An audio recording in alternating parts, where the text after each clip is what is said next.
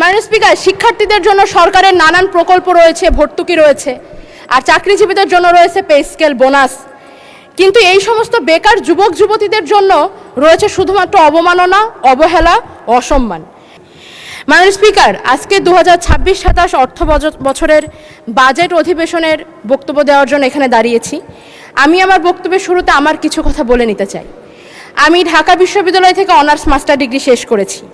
যদি ছাত্র জীবন থেকে রাজনীতির সাথে সংযুক্ত না থাকতাম, যদি জুলাই গণ অভ্যুত্থানের মতো ঐতিহাসিক ঘটনার অংশ না হতাম, কিংবা যদি আমার দল আমাকে মনোনীত না করত, তাহলে হয়তো আজ আমি এই সংসদে দাঁড়িয়ে থাকতে পারতাম না।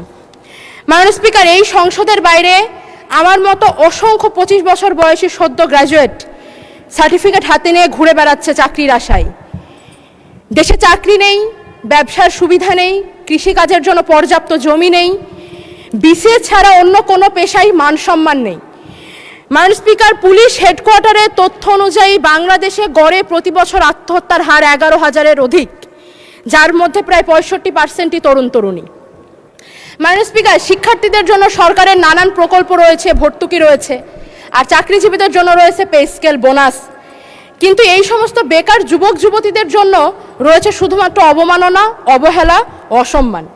এমনকি যে বাজেটকে বলা হচ্ছে স্বপ্ন দেখার বাজেট, যেই বাজেটের দর্শন নাকি সবার আগে বাংলাদেশ, এই বাজেটেও এই অবহেলিত গোষ্ঠীর জন্য নেই কোনো সুস্পষ্ট রূপরেখা।